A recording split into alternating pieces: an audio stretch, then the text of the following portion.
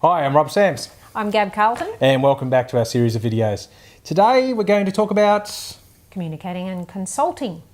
About risk. So it's an interesting field, and we're sure that most of you will have read or certainly are aware of some of the key concepts in this document here. It's the risk management standard. It's the typical process of identify, assess, control, set context, etc. Today we want to talk to you about a document that really accompanies this book that we came across in recent times, and just give you a bit of an insight to that. Gab, you want to introduce that new document? Why not? I have it here, surprisingly, sitting on my lap.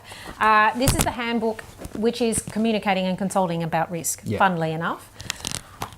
Interestingly, what I found, I'll talk about a little bit about the content of this, but just interestingly, what I found is that so many people, safety professionals and even management that deal with risk on a daily basis, don't even know about this document, which is really quite sad because it's a brilliant tool. And the reason that it's a brilliant tool is, I'll just show you briefly this the risk assessment model here, which comes from the other standard. A third of the component of assessing risk is about communicating and consulting. And even the legislation, about a third of the legislation is about communicating and consulting.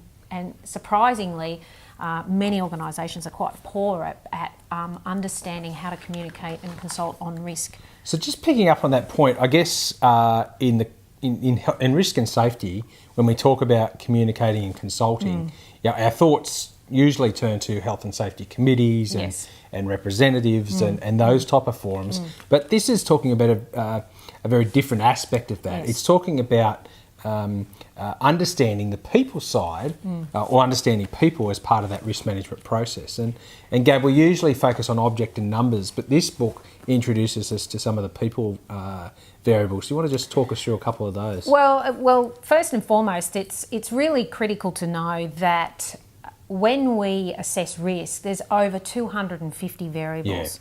And they're social psychological variables, such as biases and things like that. But what this book really sort of focuses in on is understanding that risk assessment is subjective. The whole process, assess, the controlling component, and as low as reasonably practicable is an extremely subjective viewpoint. And this document, which is only 28 pages long, and it really sort of gives just a brief overview of that, the psychological aspects of how we govern risk, and understanding that it is subjective. Our rules of thumb, biases, the things that really help and influence how we make decisions, what motivates us, and again, what our risk perception is. So it just gives us an insight into that, and understanding that there's a little bit more than just going out and looking at objects and measuring with numbers, that it's understanding how people perceive things as well. Exactly. So we hope that today what we've done is introduced you to a new resource, if you haven't heard of that before.